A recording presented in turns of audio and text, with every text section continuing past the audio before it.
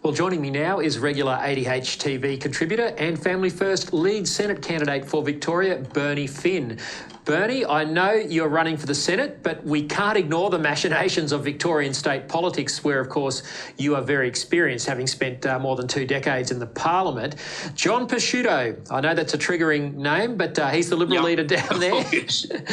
Is he? Is he really? Yeah, he's in a world of pain, having falsely slurred several good women as Nazi sympathisers. He and his colleagues expelled shamefully Moira Deeming. His leadership is now under even more pressure. Can he come back from this?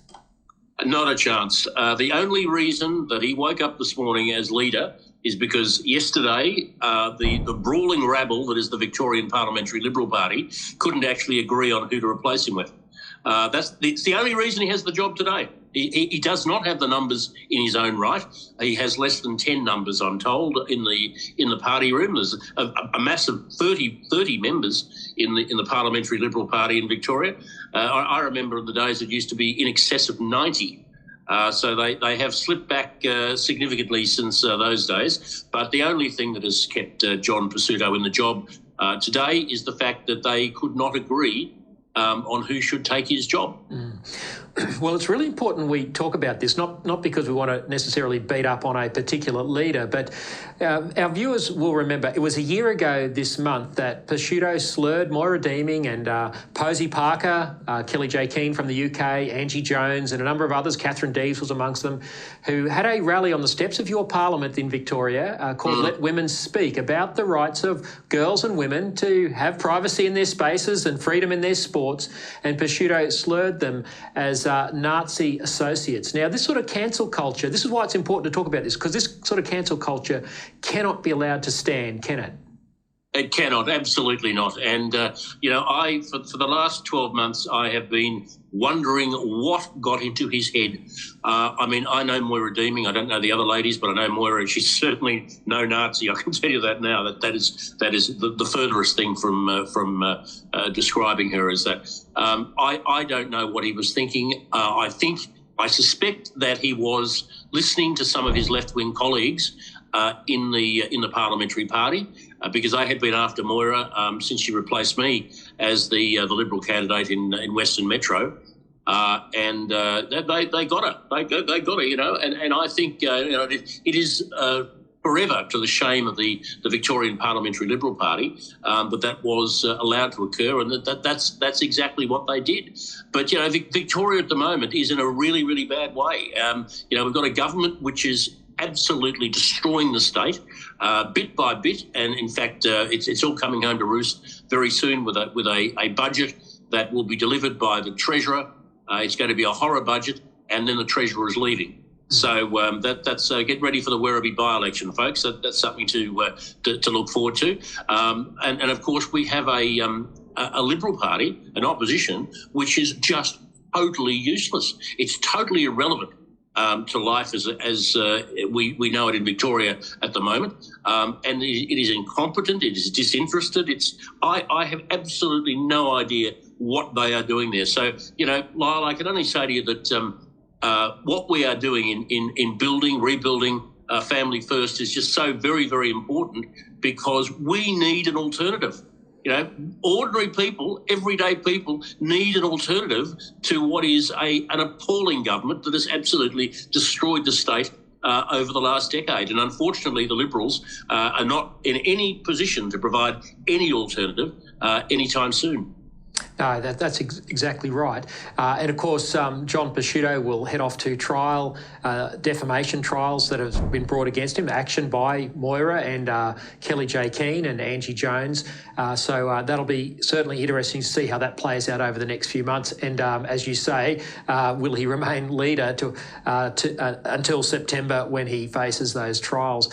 And you're quite right, Bernie, about the state of Victoria. The debt there is unbelievable. I love talking to you on this show because we always get breaking news. The Werribee by-election, that is a hot tip.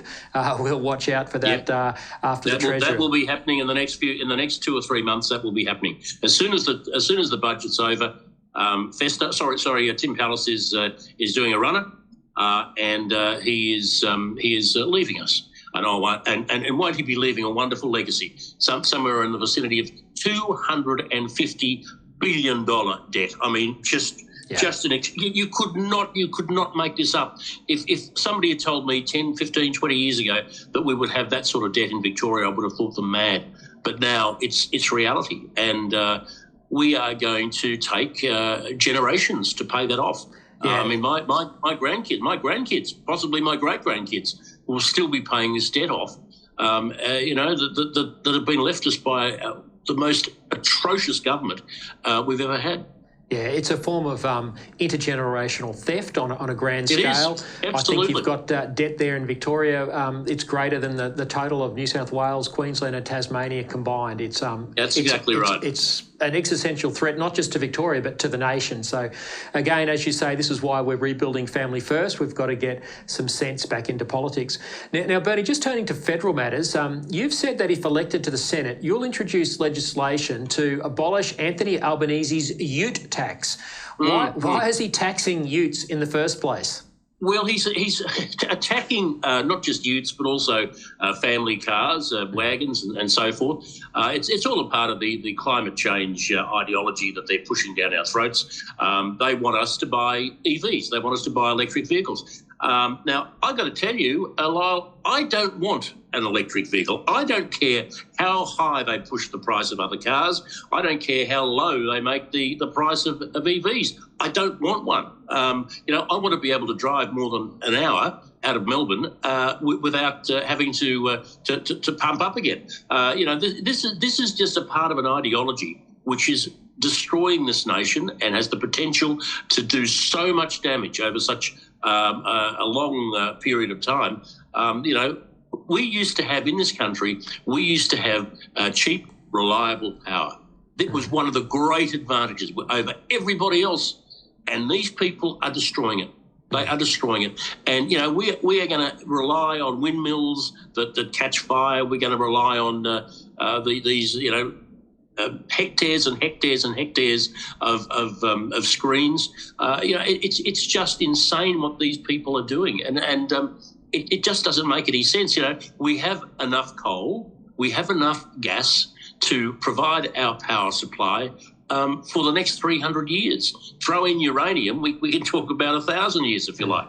But the fact of the matter is that this government is deliberately setting out to destroy our fundamental right to have cheap, reliable power. And I think it is just arguably the most despicable thing I've seen a federal government do, and indeed could well be put into the area of treason. Look, I agree, and it is very much an attack on families, and you're quite right to mention it's not just utes that they're taxing to try and force people to buy EVs, but it is four-wheel drive wagons. And look, as someone who was blessed to have 4 children, we had to upgrade to a wagon. We bought an old 7-seat four-wheel drive, but these days, for my family to do that, I'd be charged a surcharge because the government would want me to get an EV instead. And this financial pressure that they're putting on families is despicable. We know it's one of the big causes of family breakdown is financial pressure, and yet the government keeps piling it on. Yep, this is in fact a tax on kids, and you can't put it any other way. And I can't begin to imagine what the future holds if we go down this track. It is just going to be horrendous. If we're going to actually tax people for having kids, where do we go from here? Yeah. I mean, it's just appalling. And I look, I'm not easily one to despair. I mean, I'm a Victorian and I was in the Liberal Party for a long time, so I'm not easily given to despair. But I just look at the future for this country at the moment, and I am genuinely fearful of what's coming. Yeah. Really, really scared. Look, you and I both, and that's why we're involved in politics and resurrecting Family First. And you're quite right, this is a treasonous thing that they are doing. We've seen Chris Bowen, Anthony Albanese's climate change minister, out this week crowing about how he's bringing electricity prices down. Now, nothing of the sort is really happening. In the past couple of weeks, we've seen, sorry, just before we go to that, I think we've got a graph that shows just where electricity prices have gone under Labor. I'll just see if we can put that up on the screen. So Bowen crowing about, a price drop. It's gone up from around about $1,400 to almost $1,800 since they took office. And he's crowing about a minor reduction. This is a joke, isn't it? And we're still waiting for our $275 rebate, by the way. That's another one of Albo's whoppers. But look, it is just appalling what is happening to families, to small businesses, to people who can least afford it. These I call them unreliables. Because, some people call them renewables. I think they're unreliables because that's exactly what happens if we go all the way to this renewable future. We are going to have a future without power. Yeah. It's like the old story about Victoria. What did Victorians used to light their homes before candles? It was electricity, of course. It is just so wrong what they are doing, and they are deliberately going down this path, knowing full well that it will destroy the future of this nation. And it is so important that people stand up. And there are people in the Liberal Party as well who actually support this. The Victorian Liberal Party, for example, at the last state election, went to the election with a policy that was more extreme than the federal Labor Party. Yeah. What is going on here? Look, extraordinary. People don't realise this, and you're exactly right. I want to really highlight this point that it's both sides of politics that support net zero. Peter Dutton, as much as I admire him and think he's a lot better than the Albanese alternative, he has said that net zero remains coalition policy. And this is why I think it's really significant, Bernie. In the last 2 weeks, we've seen Senator Matt Canavan, who's always been banging on about the problems with net zero, but he's been joined by Renee Heath, a Victorian upper house parliamentarian from Gippsland. A lot of coal out there. It used to be a power-generating powerhouse. Yes, indeed, absolutely. Both of these coalition parliamentarians have broken ranks and come out and criticised their side of politics. And in the case of Renee Heath, abstained from a vote that her leader, John Pesutto, required them to vote in support of more net zero in the Victorian Parliament. Both of these politicians from the coalition have said that net zero is unachievable. Now, this is pretty significant. And then you've had the former Labor MP, Jenny George, union boss, saying the same thing. So there's a bit of a breakout happening, but we've still got a long way to go to free ourselves of this ideology amongst the body politic. Well, we do have a long way to go, but it's a start. It is a start, and the fact that these people have come out and said what they've said is a step in the right direction. This is insane. That net zero makes zero sense as far as I'm concerned. It is just nonsensical indeed, and we need more and more people to stand up and state the obvious, and that's what I'm hoping to do when I get to Canberra after the next election. Absolutely, Bernie. You'll be able to stiffen the spines because I think you and I both know, a number of coalition MPs. They know this is rubbish. I've said to some privately, you guys are like you're caught up in a prison camp. You just got to rush the guards and break out of this net zero madness. But so good on Renee Heath and Matt Canavan for having the courage to do that. They just need a few more.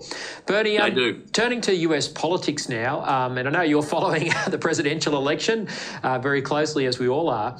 It's been 2 years since the US Supreme Court overturned Roe versus Wade and restored the democratic decision-making of the issue of abortion back to the states where it belongs. And that saved hundreds of thousands of babies' lives in the states where they've acted, like Texas. Since then, though, the Democrats have been setting their hair on fire, and they plan to make abortion front and centre of November's presidential elections. Now, a lot of people might say, well, that's polarising. We'd rather see that kept out of our politics. But we're talking about human lives here. What would it take for us here in Australia to have a proper constructive debate and put the issue of human rights for unborn babies front and centre on the political agenda? What we would need, Lyle, is people to actually, who have a responsibility, leaders, such as church leaders, to actually take a stand on these sorts of things, to actually speak, because it's very, very difficult to find anybody who will even mention it, much less comment on it. I mean, it's just appalling, the lack of of information, the lack of leadership, and we need more of that because, we have somewhere in the vicinity of 90,000 babies being killed in this country every year. Now, that's the equivalent of a bomb being dropped on the MCG every grand final day and killing everyone.